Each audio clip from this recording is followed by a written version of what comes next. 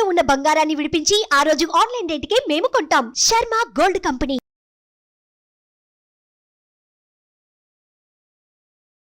నమస్కారం, welcome to Suman TV. నేను గీతాంజలి. అందరికీ సాధ్యమయ్యే విషయమే కాదు, దానికి ప్రత్యేకంగా కొన్ని మార్గాలు ఉన్నాయి అని అంటున్నారు శ్రీ శ్రీ శ్రీ ఆదిత్య పరాశ్రీ స్వామివారు. గురుగారు నమస్కారం అండి. నమస్తే. నిజంగా ఈ మధ్య చేతబడి అదే బ్లాక్ మ్యాజిక్ ఇలాంటివి అంటున్నారు, నిజంగా ఉన్నాయా? అది ఒక డిఫరెంట్ టైప్ బాణామతి చొల్లంగి ఏదో టైప్స్ ఆఫ్ చేతబడులు అంటున్నారు, నిజంగా ఉన్నాయా? 100% ఉంది. అంటే ఇలా ఇప్పుడు ఒక మనిషిని ఏమంటారు ఏదో వసం చేసుకోవాలనుకుంటారు, ఇంకోటి మరుగు మందు ఇలాంటి టాపిక్స్ అంటారు, నిజంగా అవి వర్కౌట్ అవుతాయా? కెమికల్ రియాక్షన్ అది. ఇప్పుడు డాక్టర్లు కూడా వేరే ఏదైనా ఇయరాని డ్రగ్ మనకి ఇస్తే మనకు రియాక్షన్ అవుతలేదా? అట్ ద సేమ్ పసురులు ఉన్నాయి, చాలా ఉన్నాయి. మనిషిని ఆరోగ్యవంతంగా చేయొచ్చు, అనారోగ్యంగా చేయొచ్చు, మరణం కూడా చేయొచ్చు. ఇప్పుడు పుట్టినవి కాదు కదా, అనాది కాలంగా అప్పుడు పాతకాలం నుంచి వచ్చినవి ఇవి. ఇప్పుడు గోళీలు మందులు ఇవి ఉన్నాయి వల్ల, అప్పుడు అవి లేవు. పసర్లతోనే ఏదైనా చేసేవాళ్ళు కదా, అప్పుడు మరుగు మందులు మరల మందులు అప్పటి నుండి ఉన్నాయి. ఇవి చేతబడులు అంటారా? చేతబడులు ఉన్నాయి, అవి పనిచేస్తాయి, చేసేవాళ్ళు కూడా ఉన్నారు, చేయవచ్చు, చేయించవచ్చు అనేక రకాలుగా. లేవు అనడానికి ఆప్షన్ ఏముంది చెప్పు? చేతబడులు లేవు అనడానికి ఆప్షన్ ఏముంది చెప్పు? ఉంది అనడానికి కోటి ప్రమాణాలు చూపిస్తాను. నేనే సాక్ష్యం దానికి. యాజ్ ఏ సన్యాసిగా, ఒక స్పిరిచువల్ గురువుగా మేము మంచిని ఎంత శోధిస్తామో చెడును కూడా అంతే శోధించాలి. డాక్టర్ కావాలంటే ఫస్ట్ వైద్యం తెలవాలి, వైద్యం తెలవాలంటే ఔషధం తెలవాలి, ఔషధం తెలియాలంటే ధైర్యం తెలియాలి, ధైర్యం తెలియాలంటే ఆయన అన్నిటికీ దూరంగా ఉండాలి. అర్థమవుతుందా? కోసేటప్పుడు ఇది బాడీ కదా ఎట్లా పోతా అనుకుంటే ఆయన డాక్టర్ కాడు కదా. నేను సన్యాస ధర్మంలో రాకన్నా ముందే ఎన్నో శాస్త్రాలను శోధించాను నేను. ఎన్ని తంత్రశాస్త్రాలు లేవు మనకు? ఎన్నో ఉన్నాయి. సిద్ధనాగార్జున తంత్రంలో చాలా క్లియర్గా ఉన్నది. ఈజీగా చేయొచ్చు, చేతబడి పెద్ద కష్టమేం కాదు. కానీ అది చెడు కదండి, ఇంకొకరు చెడు ఆశించడం అనేది. ఇప్పుడు అమ్మా నేను ఒక మాట చెప్తాను. నీకు రుచిగా కావాలని చెప్పేసి ఒక కేజీ చికెన్ తెచ్చుకుంటావు, దాన్ని కోసేవాడికి డబ్బు కావాలి. కోస్తున్న కోడి యొక్క ప్రాణం నీకు అర్థం కాదు, ఆయనకు అర్థం కాదు. ఆయనకు డబ్బు అవసరం, నీకు చికెన్ అవసరం. అది వ్యక్తిగతమైన స్వార్థం. ఈనాడు పుల్వామా దాడి చేసి అంతమంది సైనికులను చంపేశారు, వాళ్ళకేమొస్తుంది? వాళ్ళకి తెలియదా వాళ్ళ మనసులని? అయ్యో ఎట్లా చంపుదామని వాళ్ళకి తెలియదా? కానీ జరిగింది. ఇది వ్యక్తిగతమైన స్వార్థం, వాళ్ళ యొక్క దురాభిప్రాయం, వాళ్ళ యొక్క దురాలోచన. చేసేవాళ్ళు చేస్తుంటారు, చేయించేవాళ్ళు చేయింపజేస్తుంటారు. బలయ్యే వాళ్ళకి నేనేం చెప్తానంటే, చేతబడి క్రియలకు గురి అయ్యే వాళ్ళకి నేనేం చెప్తానంటే, ఏ ఇంట్లో అయితే రోజు ఉదయ సంధ్యలో దీపం వెలిగిస్తారో, ఏ ఇంట్లో అయితే రోజు సాయం సంధ్యలో దీపం పెడతారో, ఏ ఇంటి యజమాని వారానికి ఒక్కసారి అమ్మవారిని దర్శనం చేసుకుంటాడో ఆ ఇంటికి చేతబడు ఎక్కదు. సంకేతాలు ఏమైనా తెలుస్తాయండి? సంకేతాలు అంటే చూడమ్మా, ఎన్ని ఔషధాలు వాడినా ప్రభావం చూపనప్పుడు, మెడిసినల్ ప్రభావం మన బాడీ మీద పడనప్పుడు, డాక్టర్లు కూడా గ్యారంటీ ఇవ్వనప్పుడు, మేము మా వరకు ప్రయత్నం చేస్తున్నామండి ఇంకా బాగా అవ్వట్లేదు అన్నారనుకోండి, సంథింగ్ ఈజ్ రాంగ్. కుటుంబంలో కొన్ని అనూహ్యమైన సంఘటనలు జరుగుతూ ఉంటాయి. అటువంటప్పుడు విజ్ఞానవంతులైనటువంటి గురువులను కలవాలి.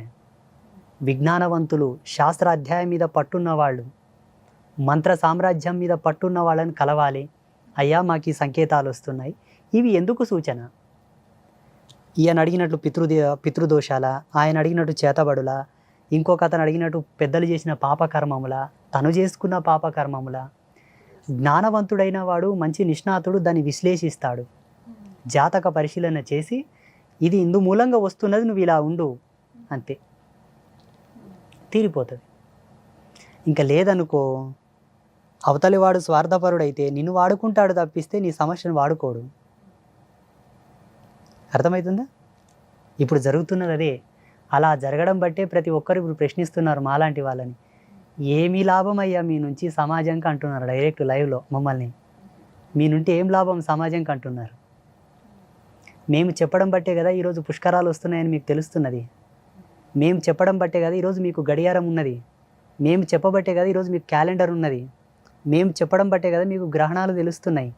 ఒకవేళ మా వల్ల మీకు లాభం లేదనుకుంటే ప్రపంచంలో ఉన్న ఆస్ట్రోఫిజిక్స్ అంతా కూడా డిస్ట్రాయిడ్ చేయండి, నిత్య నూతనంగా ఒక క్యాలెండర్ ఆవిష్కరణ చేయండి, ఒక పంచాంగ రచన చేయండి, చూద్దాం. మీకున్న మోడర్న్ సైన్స్ని అనుసరించి చేయండి. ఈరోజు పెద్ద పెద్ద యూనివర్సిటీలలో మన వేద విజ్ఞానాన్ని అనుసరించే రీసెర్చ్లు చేస్తున్నారు. ప్రపంచానికి ఒక సందేశం ఇస్తాను నేను. పాశ్చాత్యులు ఈ దేశం మీదకి రాకన్నా ముందు విదేశాలలో ఏ ఒక్క ఆవిష్కరణ జరిగిందా? విదేశీయులు ఈ దేశం మీదకి రాకన్నా ముందు విదేశాలలో ఒక్క ఆవిష్కరణ జరిగిందా?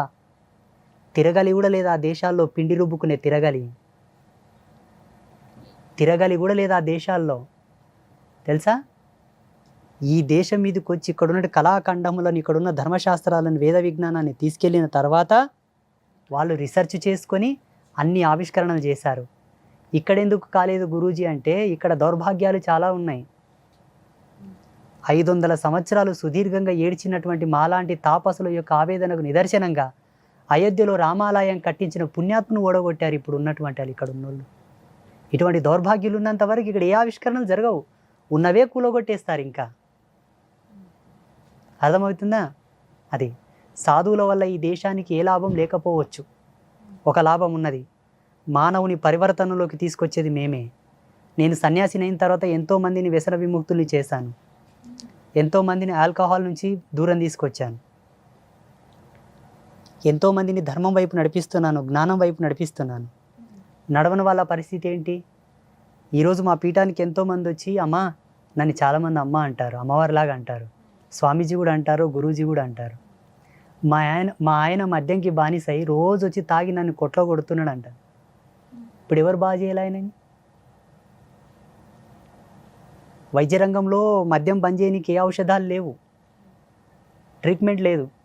మాకున్న స్పిరిచువల్ ఎనర్జీ నుంచి వాళ్ళని అవాయిడ్ చేసి బయటికి తీసుకొస్తాం. చాలామందిని తెచ్చాం.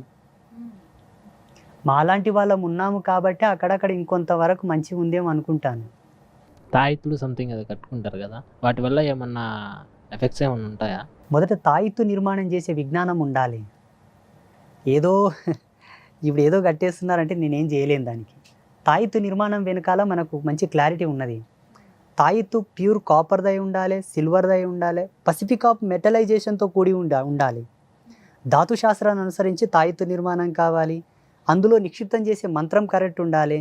మంత్రంతో పాటు దానికి ఒక పొటెన్షియల్ ఎనర్జీని ఇచ్చేటటువంటి ఔషధాలు వేయాలి, వేర్లు, కొన్ని మూలికలు, కొన్ని పసర్లు వేసి నిర్బంధనం చేసి దాన్ని అభిమంత్రం చేసి కడితే ఎక్సలెంట్గా పనిచేస్తుంది. ఎందుకు పనిచేయదు? అయ్యో, ప్రాణం లేని రాళ్ళే మనకు పనికొస్తున్నప్పుడు అదెందుకు పనిచేయదు? దాని నిర్మాణ శైలి తెలవాలి. ఇప్పుడు ఒక యంత్రము కానీ ఒక మూలిక కానీ కట్టాననుకో, నువ్వు స్నానం చేసేటప్పుడు అది నాని తొందరగా పాడైపోతుంది. గాలి తగిలి, ఎండ తగిలి, ఎవరైనా చూడడం వలన. వాటికొక నిర్బంధనము, వాటి యొక్క దాపుకము, వాటి కనుమరుగు చేసే కోణంలోనే ఒక దాంట్లో పెట్టి ఫిల్ చేస్తారు. దాన్ని ఫిల్ చేసి దాన్ని క్యాప్ పెడతాడు. కొన్ని రోజులు అది నీతో ఉండాలని, నీ ఆరా సిస్టమ్ అంతా కూడా ప్యూరిఫైడ్ చేసి నీ మీద ఉన్న నెగిటివ్ ఎనర్జీని అంతా గుంజేసిన తర్వాత ఆటోమేటిక్గా తాయిత్తు ఎగిరిపోతుంది. నీకు తెలియకుండా నీడను ఉసిపడుతుంది. అది తాయిత్తు చాలా పరమం, చాలా పవిత్రం. దాంట్లో చాలా వైజ్ఞానికమైన మూలం ఉన్నది. ఇప్పుడు తాయిత్తు అంటేనే భయపడతారు. వామ్మో తాయిత్తులా. గురుగారు, ఇప్పుడు దెయ్యాలు భూతాలని సైకియాట్రిస్ట్ ఒకలాగా చూస్తారు, ఈ గురువులు మీలాంటి వారు ఇంకొక కోణంలో చూస్తారు. ఎందుకు అలాగా? సైకలాజికల్ సబ్జెక్ట్ అనేది ఏదంటే మానసిక శాస్త్రం, అది మైండ్ రీడింగ్. అది వాళ్ళు కేవలం ఒక పుస్తక పటిమతో వాళ్ళు అయి ఉంటారు. అతను ఒక పుస్తక పటిమతో ఒక అధ్యయనపూర్వకంగా ఆయన ఆ స్థితికి వచ్చి ఉంటాడు. మేము పుస్తక పటిమ చేస్తాం, సాధన చేస్తాం, ధ్యానం చేస్తాం. మేము నేచర్తో కనెక్టివిటీ తీసుకుంటాం. ఫస్ట్ ప్రకృతికి అనుసంధానంగా మా జీవన విధానాలను మార్చుకుంటాం, దానికి అనుగుణంగా బ్రతుకుతాం. అప్పుడు పంచభూతాలు మాలో ఉంటాయి, మేము పంచభూతాల్లో ఉంటాము. పంచభూతాత్మకమైనదే దయ్యాలు, భూతాలు, ప్రేతాలు అన్నీ కూడా, మనము కూడా, జీవరాశులన్నీ కూడా. అన్నప్పుడు మా పట్టు ఎక్కువ ఉంటుందా, వాళ్ళ పట్టు ఎక్కువ ఉంటుందా? ఎంతోమంది వస్తారు మన పీఠానికి, మానసిక పరివర్తనం సరిగా లేని వాళ్ళు చాలామంది వస్తారు మనతోనికి. మేము ఆల్రెడీ సైకలాజికల్ ట్రీట్మెంట్ కూడా చేయించామండి, మేము డాక్టర్లను సంప్రదించామండి అని రిపోర్ట్లో సహా వస్తారు మాతోనికి. అంటే ఒక సాధువు యొక్క హీలింగ్ పవర్ ఎలా ఉంటుందంటే ఎన్నో అద్భుతాలను తీసుకొస్తుంది. ఆయన టచ్ అనేది ఎలా ఉంటుందంటే ఆయన హీలింగ్ పవర్ చాలా అద్భుతంగా ఉంటుంది, ఎన్నో అద్భుతాలు జరుగుతాయి. కానీ ఆయన కరెక్ట్ సాధువు అయితే, ఆయన పరిపూర్ణమైన నిష్ణాతుడైతే, ఆడంబరమైన సాధువు అయితే, ఇప్పుడు ఆయన సాధువు ముడితే ఏం కాలేదు కదంటే నేనేం చేయలేను దానికి. బోర్డులో కరెంట్ ఉందంటే ఏలు పెడితే షాక్ కొడుతుంది, లేకపోతే ఆ స్పిరిచువల్ పవర్ ఉండాలి ఆయన లోపల, ఆ ధ్యాన శక్తి ఉండాలా, యోగ శక్తి ఉండాలి, ఆ మంత్రశక్తి ఉండాలి, ఆ తపస్సు ఉంటే అద్భుతాలు జరుగుతాయి. సుమన్ టీవీలో మీ పర్సనల్ అండ్ బిజినెస్ ప్రమోషన్స్ కోసం కింది నెంబర్కి కాంటాక్ట్ చేయండి.